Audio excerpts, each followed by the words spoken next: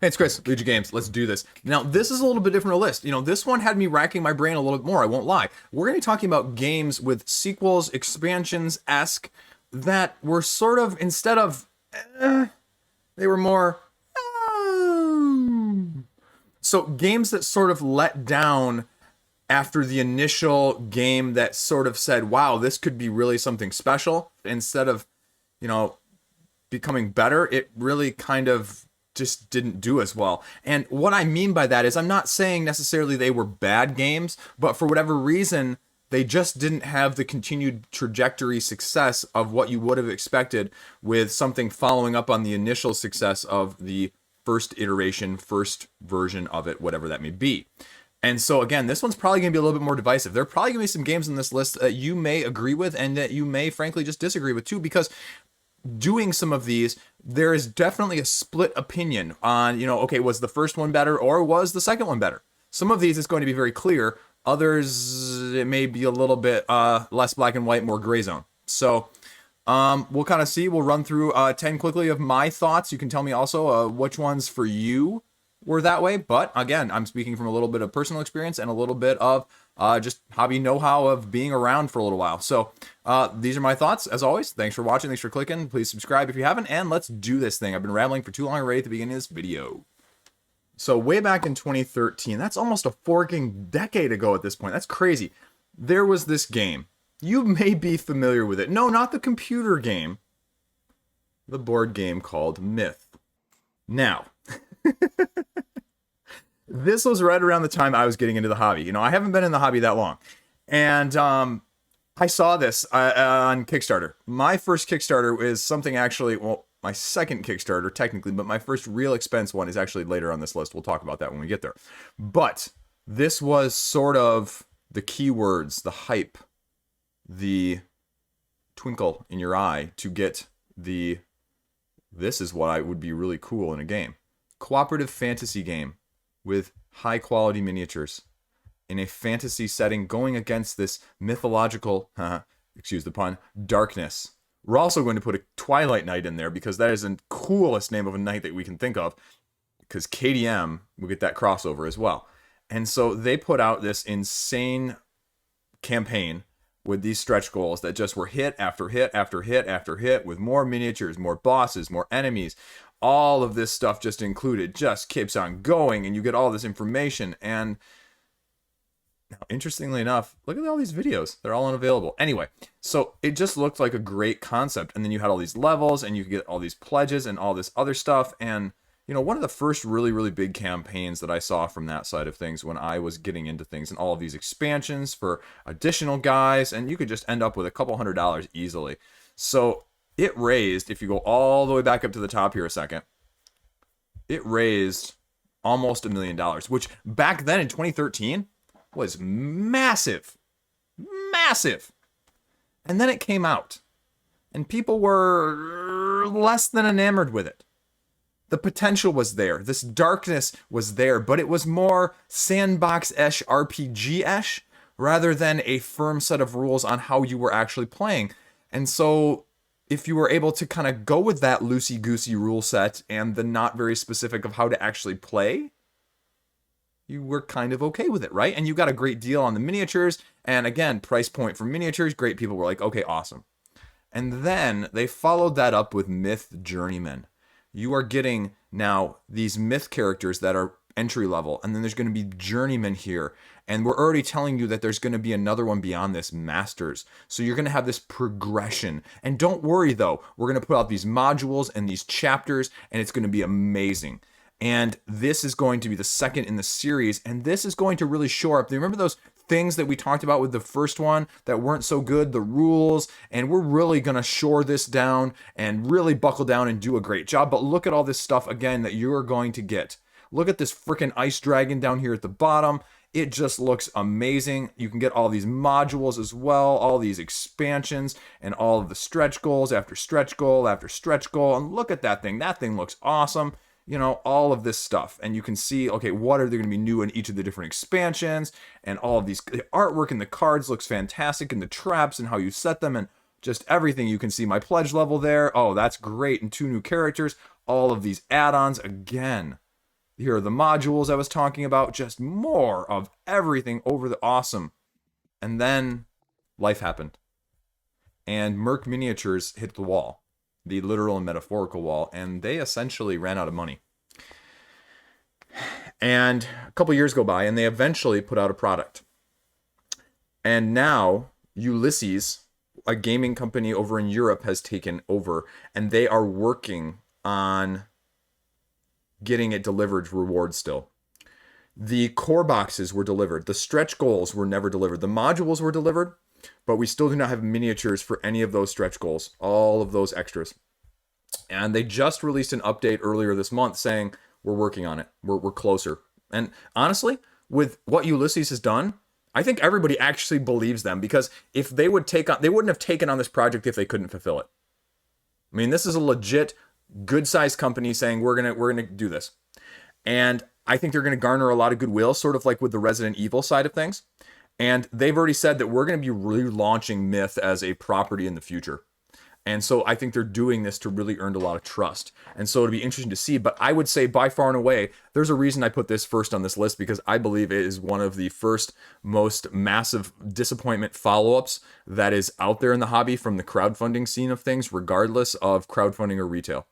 And it's just a warning tale that you don't have to be failing to still fail. You know, you don't need to be an Onimaru, if I can throw that in any video that I want to at this point, who's, 1,000+ days over since the time of campaign ending and funding, with no project delivered to be a failure. You can have this where you can still get stuff and still be considered a failure because of how it went and the sour taste it left in people's mouths, but also just the fact that the game just was not what it should have been in the first place. Say what you will about why. So that's why Myth Journeyman is number 1. Number 2 on this list. Can anyone name this game without looking at the comments or the description below?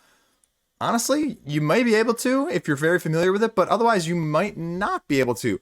That's because it's Santorini, the original 2004 version that got a 2016 upgrade from Roxley Games and raised over 700,000 Canadian back in 2016, which again, back then, especially for a forking abstract game, was really good. Now they plastified everything and they added this little base, which I'm not a big fan of at all in the retail side of things because it doesn't really work that well. I'd rather just have a flat board.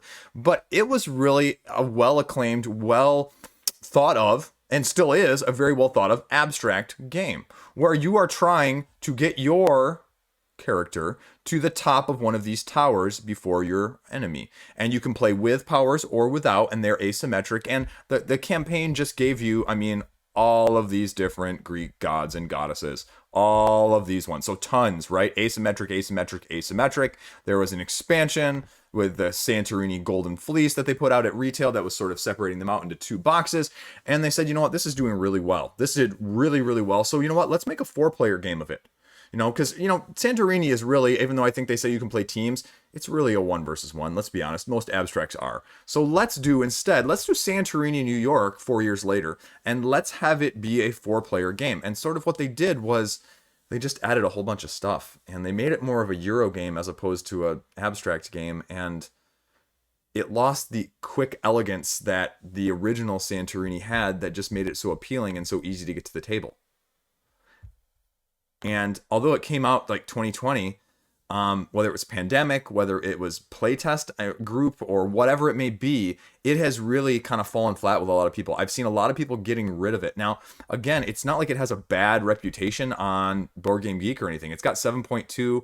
It only has 145 ratings, so I'm not sure if it's just has not hit fully retail or what. Also, the 2 to 5 player count is just sort of different from that abstract style of game. The concept is very relatively similar, right? You still have to be the top one on the 3rd floor, but you have to have control of the Statue of Liberty, and you have a roll card that you're going to be using that's asymmetric, and you have 2 characters again that you're going to be moving around.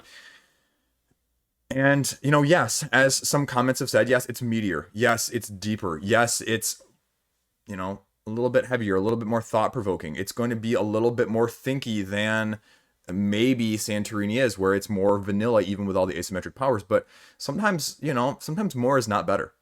You know, sometimes there's just too much going on and it loses it, sort of like Isle of Skye did with the first expansion, where it didn't add much in terms of stuff that made the game great. It just added more stuff, and more stuff made it bogged down and less clear and less cut in terms of what you liked about it in the first place. And that's, for me, what sort of Santorini New York did. Again, not saying this is a bad game by any means, but in terms of the success that Santorini had initially, and even on the retail side of things, with the price points being really affordable, I have not seen this take off like I initially thought it was going to when it was announced and when there was a little bit of hype behind it.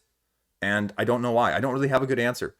And I'm not really sure there's this a lot of room for this a little bit heavier, a little bit longer, Euro-ish abstract, as opposed to more of the abstract, especially the 2-player. Like the 3, 4, 5-player abstract games, they're kind of weird. And they don't always work well, because most abstracts, to be a true abstract, is really more of a 2-player game, because you're not having to deal with the chaos of not having control when a third person enters the fray. I can't really explain otherwise, though, but I would say, relatively speaking, unless the retail sales are much higher than I know about at this point, that this has to be a little bit of a disappointment from that side of things. So now we get over to my first big Kickstarter, my real first foray into crowdfunding, but also the miniature side of things. I had never done anything like this before. I was taking a huge gamble in my mind. I wasn't sure what I was going to be getting. I have no clue on this side of things. But this was the original Arcadia quest back in 2014. And it only had 4,800 people, and it only raised $750,000, which at that time, again, was super good. Nowadays, I mean, it doesn't even make your top 10, 20 of the year. But back then, it was massive. And back then, I mean, CMON only had like $150 total. But $150, I'd never spent more than like $30 on a game at that point. So for me, that was insane. Insane. And the stuff that you got in this campaign, the Guildmasters box is still going on the secondary market on eBay for like 300 plus bucks. And that's how few of them there are out there. And it just is ridiculous how exclusive some of that is. But this game came out, and a lot of big channels, especially like Tom Vassell of the Dice Tower, has this as one of his top rated games for years. Top 10 or top 20, because of how it worked, the leveling system, the guilds, the monsters, the PvP, as well as the PvE, the simplistic but also nuanced enough combat. You can say what you want about some of the expansions and some of the extra characters of, the balance issues and some being a little bit overpowered or underpowered. But, it is what it is. And so it was really well thought of, and it is still not really terribly well duplicated in the nature that I just mentioned, in terms of the simplicity, but also the depth when it comes to this, of just the fun nature of chaos as well. And then they followed up in 2015 of Arcadia Quest Inferno. It over doubled. It raised almost $1 million more, because people said, if Arcadia Quest 1 is good, Arcadia Quest Inferno, when you're adding devils and angels and new mechanics, is going to be even better, right? Well, remember what I was just saying about Santorini, New York, where sometimes more isn't always better? That was what sort of people thought, is that some of this stuff was fine, but some of this stuff was just complexing it up and making it a little bit too finicky for what you wanted to do. And again, no one's ever going to accuse CMON of not giving you a good deal for your stuff. I mean, look at all these exclusives, right? Look at all these miniatures. You're getting a full expansion there as well. And the optional buys, the pets, the other 3 dragons, the dragon bundle if you wanted to save a little bit, the individual duels, the pet packs. I mean, you could get some of the previous stuff. You couldn't get the expansion one, the Kickstarter stretch goals, but you could get the other one. So, I mean, all of that stuff as well. And people were like, oh yeah, this is going to be awesome. These angels are going to be cool. The devils are going to be cool. And they're going to be, that just wasn't quite as good. And so you can see Tom Vassell, 7th best board game. So, I mean, that's a high achievement to live up to. But, right, if you're just giving it and tweaking it and addressing those rules and some of the issues, it's going to be better, right? But it just really wasn't that thought of. Not all of it. Pets is still really well thought of. Pets is still really hard to get. But I don't see anyone talking about these dragons. I see AQ Inferno on the retail market all the time being sold, and people trying to get rid of it. Some of those dragon expansions were the same thing. And so, this is nowhere near as highly ranked as the original AQ is. And so the question just is why? And again, not a great answer, but it's also just not as good. It's just not as well thought of in terms of what it brings that's new without overcomplicating things.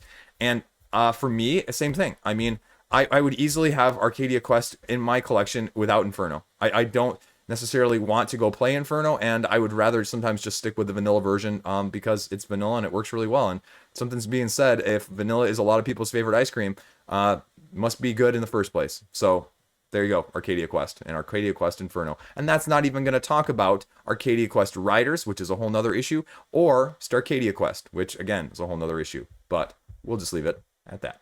Now, next up, this should be no surprise to anyone, right? You're all familiar, or probably familiar, with the not really deck building, but superhero battling, good guys, bad guys, Sentinels of the Multiverse, the card game. It just rebooted with a 2.0, 3.0 version on Kickstarter earlier this year.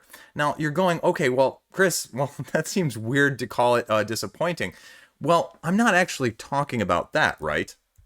Sentinels of the Multiverse has, even inspired people to make a fan expansion called the Cauldron, and a total of 79 individual promos, expansions, everything else on Board Game Geek. Well, that's because we're really talking about Sentinels Tactics, the Flame of Freedom. Sort of this next spin-off that people were like, oh man, this is a great IP. You're going to make it into miniatures, and you're going to make it into a hex-based strategic tactical skirmish game? That sounds awesome. Almost $350,000, and this was back in like 2014, right? So $350,000 was a pretty big deal back then. And then people got it. And it was just kind of a flop. And you kind of have to almost give it away nowadays. And look, there you go, $100. I sold it for like 25 or 30 bucks total. So that was the issue with it. It was too light, too swingy, and one versus all with not enough balance and just not really the mass appeal to be good, especially when compared out to other skirmish games out there. I mean, the rating on Board Game Geek isn't bad. I mean, it's 6.6, right? It's C, average, but it's also not very good for something that costs that much, that the miniatures, frankly speaking, were kind of lackluster and poor, and it just wasn't a very fun game. And especially to go from a high, and I know a lot of people went in on this because of their love for the base of Sentinels in the first place, to make this kind of a crash down low from that side of things. So that is why it's on this list. Next up, we're going to be talking about Catacombs. Now, this specifically is the 3rd edition from Ellsworth Games. This is a great dexterity-based crokinole D&D-esque expired game. It's a lot of fun. Now, it's a little bit convoluted. It can go a little bit long, but it's probably the best one in this ilk out there. So why are we talking about it? Because the follow-up to it, Catacombs and Castles, which was supposed to distill it down into very straightforward, very quick, easy to play, especially as a 2-player version of it, good versus evil, it just wasn't as good. It just didn't capture the essence and the fun of Catacombs in the first place, of the one versus all, the dungeon master, trying to outwit the slowly struggling but more powerful heroes as they go from room to room, dungeon to dungeon. It was promised to be this lighter, easier overhead, very quick to play, and it just didn't turn out to be that. I mean, you're managing, several different heroes with several different abilities, with several different shots, all on the same side, and trying to figure out which one you've used, and you can't use the same one until you use all the others, and then you have to go back and forth, and then there's a lot of terrain, and it was not an enjoyable as experience as I was hoping, especially when I was playing it with my kids, right? This is designed to be the ultimate kid game. I just found myself dreading the setup and the teardown for the amount of gameplay that went into it and the amount of overhead that I had to try and deal with for a kid. It just didn't work from that side of things. It was not as easy or compatible from a beginner, from an intro, from a quick, light side of things that it should have been. Still too much going on, and not necessarily in a good way. Sort of like the Isle of Skye expansion, the first one, it takes away the fun that it had in the first place, and sometimes the simplicity and the elegance of that. And so I ended up selling or trading, I forget which one, my copy with the expansions that I got from Kickstarter, because I just got dread in my stomach when my kids chose to want to play it, right? I wasn't enjoying myself.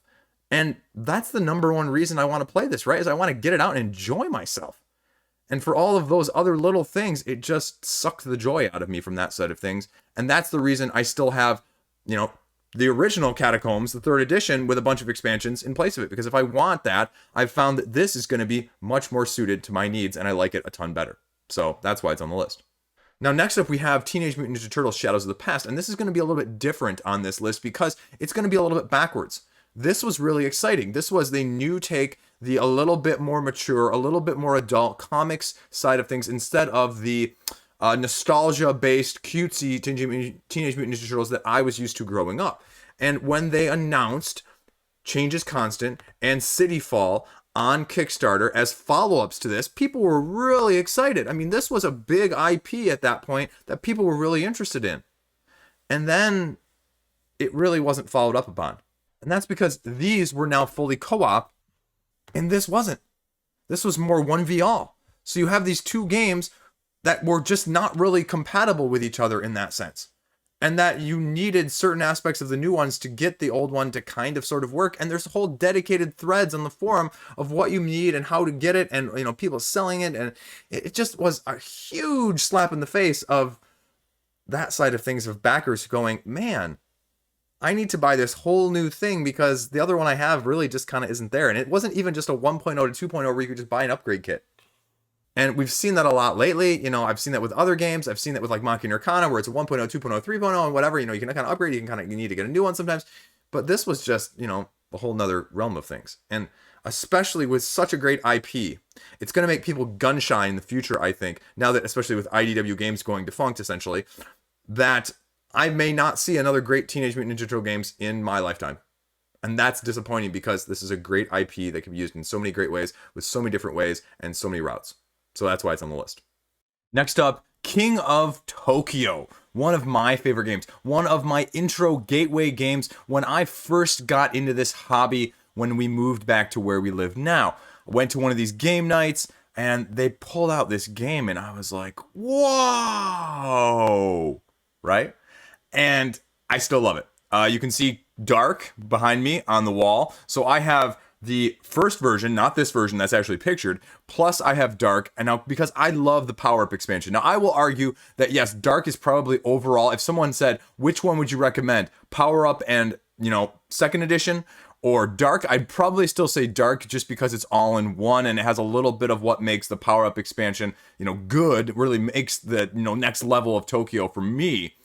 And so where am I going with this? If I've already talked about Tokyo, if I've already talked about Dark, well, I'm talking about New York. Like, I just did not like New York. I did not like the concept of it at first. And then, you know, the actuality of it as well afterwards was also a little bit off-putting. Too much going on. It took the elegant simplicity of what Tokyo was in the first place, of a dice chucker, take that, ha ha ha, and just sort of added too many layers. The military and the fame and then all of the moving in and out and around, and no, just couldn't do it. Did not like it. Ended up selling it. I see why people like it, and I know that people want a little bit more, but for me, Tokyo encapsulates the essence of just something super light and fun and a no-brainer. And when I pull that out, that's what I want. I don't want to be like, oh, I'm going to be very strategic with my dice chucker, King of Tokyo. No. So that's why it's on the list for me. Next up, remember this thing? Remember this thing? This thing was cool. This was crazy. It was cool. The nostalgia factor was awesome. And then they remade it into this with Restoration Games. I mean, they're going to update a classic. We're going to have so much fun with it. Reminds me very much earlier of Castles and Catacombs. I just could not get over it. The production quality, I'll be honest, I'm one of those people that did not think the production quality was nearly as good as it should have been. This render makes it look a lot better than it was in real life, a lot sturdier, a lot clearer, a lot larger and more defined in some of those areas. And it was another game, as I compared to Castles and Catacombs, that I dreaded getting it out because the setup was just so time-consuming and effortful for the payoff that was actually given when I'm playing it as a kid's game. And the cards and the different cards, I mean, I understand why people liked it, but also, I mean, it just didn't work as a, 5 to 7 year old kid game. And maybe that's part of my problem. At the same time, it just didn't capture the nostalgia for me either. And so for the price point that it is, for like $60 or whatever, I mean, I got it through the Kickstarter with one of the expansions, and there were like 3 or 4, and you're talking $150, like $150 for this nostalgia. And I guess that was the one time nostalgia has really gotten me. And I have not had it happen again, because this feeling comes from that for me. Now, I know other people have different feelings on it. For me, though, it just did not pan out, and I ended up selling it locally. So there you go. And now last on the list, ShadowRun Crossfire. Very, very well thought of. Catalyst Lab Games, a cooperative deck building game that evolves over time, that you grow stronger, and it's super hard, and as you fail missions you get experience and you get better cards and you upgrade, and then you go on beat those missions and you go on to further missions. And then they announced a D&D inspired one, a Dragonfire, D&D card game. Fail, get stronger, build your deck over cooperative missions. Oh, it's gonna be awesome. Man, it was a real drag. It was a real drag because you just weren't getting stronger fast enough. And you would just end up in these unwinnable, unscalable situations, especially at different player counts, where different player counts were drastically different difficulties, and it just did not work out. I mean, they put out expansion after expansion of little scenario pack after scenario pack. And, some of the treasure packs and some of those things worked out well. But even those were super hard to actually get into the game. And then some of it carried over and some of it didn't. And then it was a random draw of what you actually got. And if you got a crap one, well, you're kind of SOL and there's no mitigating that. And, I mean, the mechanics are unique. The mechanics are nice, and I can see them and would like to have them incorporated in the future. I mean, and the whole upgrade system with the stats that you would be doing and the skills that you'd be gaining in terms of what you can put on, and this, legacy-esque situation of, put the sticker on, and, I had Velcro, and so we could kind of mix and match or undo it if we wanted to start over. It just sort of fell short. I mean, all of the heroes were kind of samey. They were all very fragile. The enemies very difficult at times. And I mean, the card matching color combination is very innovative. But, I mean, there would be no significant deck building between. It was like basically your deck got reset every single time, and it made the logarithmic scale of your difficulty all the more apparent. And it just sucked the fun out of it. I mean, it was a little better with a higher player count sometimes, although I played the majority of my games solo, so I could get to a point where I could, experience some of the higher level stuff and see if it was actually worthwhile. And ultimately, it just wasn't. It just wasn't that fun. And that's unfortunate, because it has all the makings and the trappings of something that could be excellent, a la the FFG lines of Lord of the Rings and Arkham Horror and that ilk. But it just failed to capture that all at the same time as well. So there you go. So that's my list. What am I missing? What do you agree with? What do you disagree with? I had a few others that would have made this list a lot more controversial, but I decided to stay a little bit within my lane of not too controversial ones. So although, some of those may be controversial to you, you may go opposite me regardless. So that's what I think. That's why you can tell me in the comment section below why I'm wrong. I mean, that's why we do every video, right? So that's what it feels like. Just kidding. You guys are pretty nice. Anyway, that's all I got. Have a great day. See you around. Stay tuned. It's going to be more good stuff where that comes from. If you like it, give me a click.